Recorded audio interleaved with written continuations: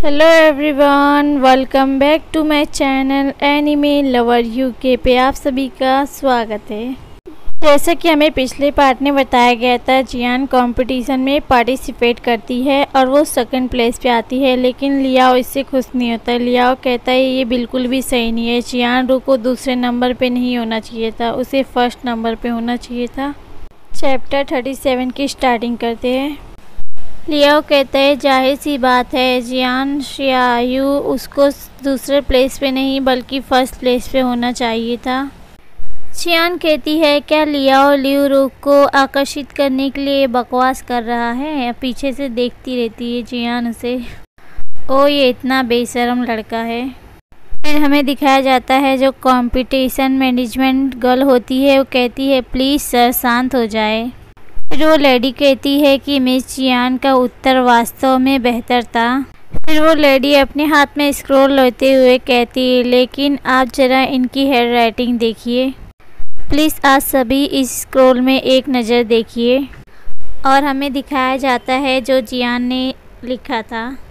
जियान ने पहला आंसर लिखा होता है लैंटेन के नीचे चांद उज्जवल दिखता है, और दूसरा होता है चांद चमकता है जैसे चांदनी आती है, और तीसरा बताया जाता है चांद का गोल भाग चांद के आधे भाग से मिलता है। और वहाँ के सारे लोग काफ़ी ज़्यादा हंस रहे होते हैं, कहते हैं इतनी भयानक लिखावट कैसे। और वहीं बेचारा लियाओ भी शौक हुआ रहता है। बेचारी जियान को काफ़ी ज़्यादा गुस्सा आ रहा होता है। जियान चिल्लाते हुए कहती है तुम मेरे प्रति सम्मान क्यों नहीं दिखाते, मैं अब इसमें हिस्सा नहीं लेना चाहती हूँ। तुमने तो मेरी राइटिंग भी दिखा दी, मुझे सबके सामने शर्मिंदा किया, ये तो बहुत ज़्यादा है। मिस लियू रुक कहती है जवाबे खुद फैसला किन आंसर होना चाहिए। मिस जियांग की हेयर राइटिंग को ऐसे लोगों के सामने नहीं दिखानी चाहिए थी। लियू रुक कहती है ये एक ख़राब परीक्षा है, इसमें मैं भी शामिल होने के मूड में नहीं हूँ। हमें फिर दिखाया जाता है ड्यूक का बेटा लैंगटोंग खिड़की का दरवाज़ा खोलते हुए बाहर देखता है, और लैंगटोंग के पास एक सर्वेंट आई होती है। और लैंगटोंग कहता है अब जब आप अपने टैलेंट पे ध्यान देना चाहते हैं और दूसरे राउंड को अंदाज़ा लगाने वाली पहेलियों से ख़राब में बदल दिया जाएगा। लैंगटोंग मैनेजमेंट लेडी को बता रहा होता है क्या करना है तुम्हें। अब वो लेडी बाहर गेट पे आके कहती है, फिर वो लेडी कहती है देवियों प्लीज़ शांत हो जाओ, लड़ना बंद करो। लेडी कहती है सभी ध्यान दे, ये दूसरे राउंड के बारे में है, ये विषय चंद्रमा है, आपको कविता लिखने की ज़रूरत नहीं है, आप खाली बस पढ़ के सुनाएं। फिर वो लेडी कहती है फर्स्ट कौन है। लियू रुक कहती है प्लीज़ कृपया पहले मुझे अनुमति दीजिए। लियू रुक कविता पढ़ने लगती है। पहली कविता की लाइन पढ़ती है कल रात पूर्णिमा का चांद था और आज रात जैसे नहीं है। मुझे आशा है कि पूर्णिमा हमेशा ऐसे ही सुंदर रहेगी। चांद साल भर में हर समय बदलता रहता है। और कविता पढ़ के हो जाती है लियू रुक की। और लियू रुक कहती है मिस जियान आपकी बारी है। और वहीं लोग काफ़ी ज़्यादा खुश हो रहे होते, बहुत अच्छे। जियान परेशान होते हुए कहती है ओह मैं तो साइंस स्टूडेंट हूँ, बट मुझे पुराने पूर्वजों की कविता कहनी पड़ेगी। और वहीं पब्लिक कह रही होती बहुत बढ़िया कविता। अब जियान की बारी आती है कविता पढ़ने की। फिर हमारी जियान कविता पढ़ती है जब सूरज सामने आता है तो वो बहुत ही ज़्यादा चमकता है, आसमान की किरणें आग की तरह फूट रही है, वो पल भर में आसमान से ऊपर उठ जाता है और चांद के साथ साथ तारों को भी बाहर निकालता है। हमारी जियान इस कविता को काफ़ी अच्छे से कहती है और लियाओ तो उसकी तारीफ़ करने लगता है। लियाओ कहता है ये कविता बहुत ही अच्छी है, बल्कि ये खुले विचारों वाली है। लियाओ कहता है मिस जियान आपका दिल भी सेम ऐसे ही है, खुले विचारों वाला। और जियान इसकी बातें सुन के काफ़ी ज़्यादा ब्लश कर रही होती है। वहीं लोग काफ़ी ज़्यादा खुश हो रहे होते हैं और लोग भी कह रहे होते हैं मिस जियान आप काफ़ी ज़्यादा प्रभावशाली है। लैंगटोंग भी जियान को देखते हुए कहता है मिस जियान आप काफ़ी ज़्यादा इंटरेस्टिंग है। अनाउंसमेंट लेडी कहती है इस राउंड की विजेता मिस जियान है। लियू रुक भी इस अनाउंस को सुन के शॉक हो जाती है। वहीं जियान कहती है ओह माय गॉड। जियान कहती है सबसे ख़राब माना जाता है, लेकिन पता चला कि मैं तो जीत चुकी हूँ। लियू रुक कहती है ये बिल्कुल भी सही नहीं है। मिस जियांग की कविता बिल्कुल सीधे शब्दों से बनी हुई है, ये अच्छा काम नहीं है। लियाओ कहता है मिस लियू ऐसा बिल्कुल भी नहीं है। लियाओ कहता है इस कविता का शानदार हिस्सा वो है, इसकी बेहतरीन पिक्चर में छुपा हुआ है। लियाओ कहता है असल में सूरज वो है जो सितारों और चांद को बाहर निकालता है, हम लोग इसके बारे में सोच भी नहीं सकते। फिर वहीं क्लाउड में से भी कहते हैं हाँ ये बिल्कुल सही है। फिर एक आदमी कहता है हाँ इसके बारे में तो मैं सोच भी नहीं सकता, ये बिल्कुल सही है। फिर एक व्यक्ति कहता है मुझे डर है कि यहाँ के पुरुष भी इस कविता का पता अनुमान नहीं लगा पाते अगर आप ना बताते। और लियू रुक उन लोग को इस तरह ऐसे देख के वहाँ से चले जाती है। लियू रुक को इस तरह जाते हुए देख के जियान तो बोलती है अरे क्या लियाओ ने इस तरह मेरी बातों को ऐसे कहा, इसलिए वो नाराज़ होके चली गई। फिर मैनेजमेंट लेडी कहती है जियान को आपको अपनी जीत का इनाम लेने के लिए आपको दूसरे फ्लोर पे जाना होगा। और वहीं जियान भागते हुए सीढ़ी पे जा रही थी। जियान सीढ़ी पे भागते हुए कहती है मेरे सोने के 100 टेल्स में आ रही हूँ। फिर ड्यूक के बेटे लैंगटोंग की जो सर्वेंट होती है वो कहती है मिस जियांग आप इस तरफ चलिए, हमारे यंग मास्टर आपसे बातचीत करना चाहते हैं। जियान अंदर आते हुए कहती है क्या मुझे इनाम लेने से पहले मास्टर से बात करनी चाहिए। जियान जैसे ही रूम में एंटर होती है वो देख के उसे शॉक हो जाती है। वो कहता है हेलो मिस जियांग, मैं हूँ लैंगटोंग। जियान शॉक होते हुए कहती है होली ग्रिप में किताब के अनुसार लैंगटोंग और डुआन लिंग्यू दोनों एक नंबर के पर्वत हैं। जियान शॉक होते हुए कहती है अब यहाँ से निकलना होगा मुझे फटाक से। लैंगटोंग जियान को सीट पे बैठा देता है और कहता है उसे टी देते हुए लैंगटोंग मिस जियान आपकी कविता वाकई में काफ़ी ज़्यादा इम्प्रेसिव थी। लैंगटोंग कहता है एक महिला के रूप में आप पुरुषों से बिल्कुल भी ख़राब नहीं हैं। हमारी जियान उसे देखते हुए कहती है उसकी आवाज़ और उसकी बॉडी और उसकी आंखें देखते हुए वो बिल्कुल उस आदमी की तरह है जो मुझे उस रात मारने आया था और वो मुझे मारने की कोशिश कर रहा था। जियान अपने मन में चिल्लाते हुए कहती है ये लैंगटोंग ही कातिल है। जियान लैंगटोंग से कहती है मास्टर अगर मैं पूछूं जियान रुक के बारे में आप क्या सोचते हैं। लैंगटोंग उसे बताता है वो हमेशा जैसा चाहता है वैसा बर्ताव करता है और जो चाहे वो करता है। अगर ये इसके परिवार के लिए ना होता तो वो बिल्कुल भी खतरा नहीं होता। जियान गुस्से से लैंगटोंग को देखते हुए कहती मैंने सुना कि डबल सिविंग लैंटेन के फेस्टिवल के दिन उसे कोई शाम में मारने की कोशिश कर रहा था। जियान पूछती है आपका इसके बारे में क्या ख्याल है। लैंगटोंग कहता है जियान रू अब इसके लायक नहीं है, अगर उनकी मौत भी हो जाती है तो अधिकारी के रूप में उनका पद खाली हो जाएगा। जियान अपने मन में कहती होली ग्रिप से पता चलता है कि ये सब उसकी चाल है।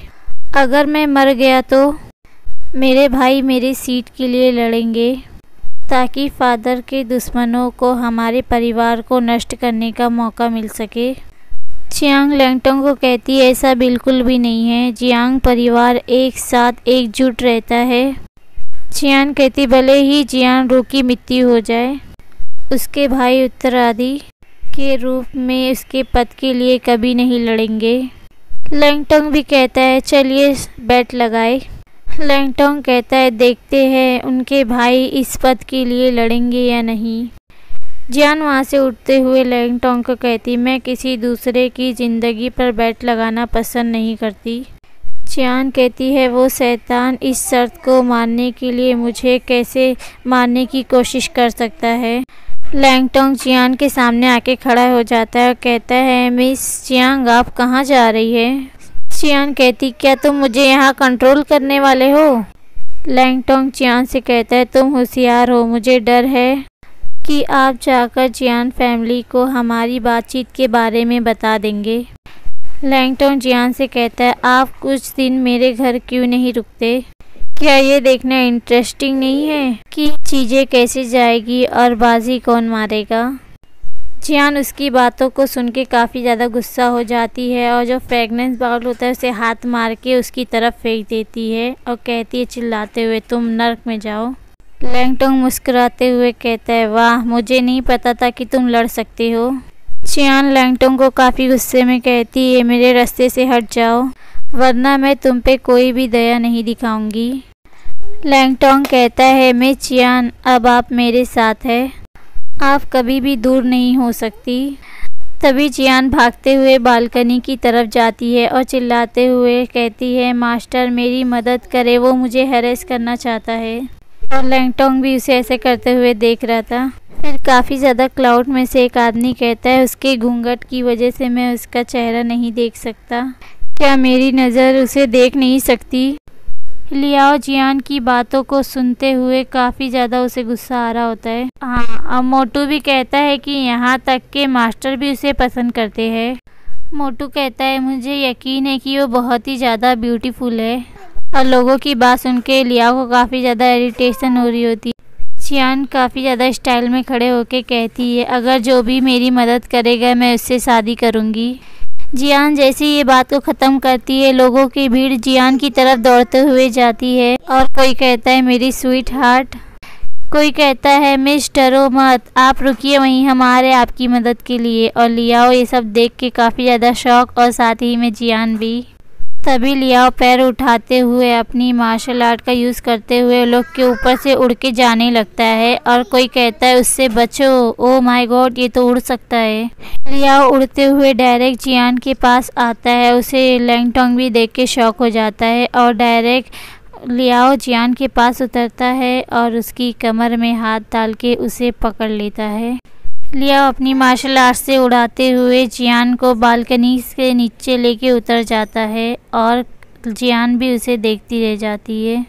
लियाओ जियान को दूसरी जगह ले आता है और चिल्लाते हुए कहता है, एक मासूम लड़की के साथ कोई कैसे ज़बरदस्ती कर सकता है? वहीं पे कुछ लोग खड़े होते जिसमें से एक बंदा कहता है, क्या आजकल समाज दिन ब दिन बिगड़ता जा रहा है? और जियान को काफ़ी ज़्यादा अजीब लग रहा होता है। सॉरी फ्रेंड, अगर मेरा एक्सप्लेन थोड़ा सी आप लोग को समझ में ना आए तो आई एम सॉरी, क्योंकि मेरे पास कुछ रिकॉर्डिंग का सामान नहीं है, मैं एयरफोन से ही रिकॉर्डिंग करती हूँ। फिर हमें सीन लैंगटोंग पे दिखाया जाता है जो चिल्लाते हुए कहता है, वहीं रुक जाओ। फिर हमें सीन दिखाया जाता है, सारे लड़की जितनी होती है, लड़के लड़कियाँ सारे लैंगटोंग के पास आती है, कहती क्या हसीन लड़का है। सारी लड़कियां चिल्लाते हुए कहती है, मुझे देखिए प्लीज़, मुझे मजबूर कीजिए, प्लीज़ मुझे चूमने दीजिए। सभी लड़कियों को देख के, सभी लड़कियों की बात सुन के लैंगटोंग की आंखें फटी की फटी रह जाती है और जियान कहती है, कितनी बुरी किस्मत है, मैंने तो अभी तक पैसे के लिए भी नहीं कहा था। लियाओ कहता है, क्या तुम अभी भी इनाम के बारे में सोच रहे हो? लियाओ कहता है, मेरी प्यारी वाइफ। लियाओ की बातें सुन के जियान कहती, क्या? लियाओ जियान को याद दिलाता है कि ये तुमने कहा था कि जिसने मेरी मदद करी मैं उससे शादी करूँगी, मैंने तुम्हें उस सिचुएशन से बाहर निकाला है ना? जियान लियाओ को कहती है, अगर मैं ऐसा नहीं करता तो वो लोग मेरी मदद के लिए नहीं आते। जियान की बातें सुनते हुए लियाओ उसे काफ़ी गौर से देखने लगता है। जियान कहती, क्या तुम इस बात को काफ़ी गंभीरता से ले रहे हो? जियान कहती, मुझसे मत बताओ कि तुम मुझसे शादी करने वाले हो। फिर जियान आगे बढ़ते हुए वहाँ से जाते हुए कहती है, ठीक है, मैं वहाँ पे अपने कपड़े बदलने जाऊँगा, आप मेरे लिए पीछे वहाँ खड़े रहे। लियाओ कहता है, ठीक है। लियाओ पीछे देखते हुए कहता है, जियांग रू, तुम बस मुझ पर निर्भर हो। जियान को इस तरह देखते हुए लियाओ काफ़ी ज़्यादा ब्लश कर रहा होता है और शाय भी फील कर रहा होता है। जियान अपने कपड़े पहनते हुए कहती, ज़रूर एक सीधा साधा लड़का कभी भी सम लुकिंग के चक्कर में कभी नहीं पड़ेगा। और वहीं भी चाहे लियाओ का हाल ही बुरा है। डिंग, तभी सिस्टम अपेयर होता है। स्वीटी कहती, होस्ट, आपने एक अहम किरदार लैंगटोंग का प्यार जीत लिया है, करिश्मा पॉइंट 1000। जियान तो ये सुन के कहती है, क्या? जियान स्वीटी से कहती, क्या वो मुझे मारने की कोशिश नहीं कर रहा है? क्या ये हो सकता है वो वाकई क्या वो जियांग जायू के प्यार में गिर गया है? जियान फिर तो लैंगटोंग के बारे में सोचते हुए कहती है, किताब में तो वो लैंगटोंग एक सेडेक्स था।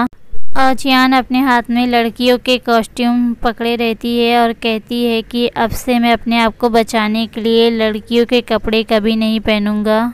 जियान फिर अपने एकेडमी आ जाती है, जहाँ हमें बेडरूम एकेडमी दिखाया जाता है। फिर जियान के पास एक आदमी होता है जो असल में शिंग फेंग जियान फैमिली का एक खुफिया सर्वेंट होता है। असल में फ्रेंड वो जियान फैमिली का एक ब्लैक गार्ड है। शिंग फेंग कहता है, मास्टर जियान, मुझे पता चला है कि मैंने पाया कि 3 टीम गुप्त तरीके से आप पर नज़र रख रही है। जियांग पूछता है, वो कौन है? शिंग फेंग बताता, जो पहली टीम है वो प्रिंसेस च्यांगनिंग से है और दूसरी टीम लिू रोज है और तीसरी टीम लैंगटोंग की है। शिंग फेंग कहता है आगे, लेकिन जो प्रिंसेस च्यांगनिंग की टीम है वो लियाओ के पीछे है। चियान कहती है, उन लोग का ध्यान रखना, वो लोग मेरा ठिकाना ना जान सके। चियान कहती है कि मैं ये लैंगटोंग को बता नहीं सकता कि मैं ही जियांग जियायू हूँ। फ्रेंड, ये चैप्टर यहीं ख़त्म होता है। अब आगे देखना है कि लैंगटोंग जियान का पता लगा पाता है या नहीं।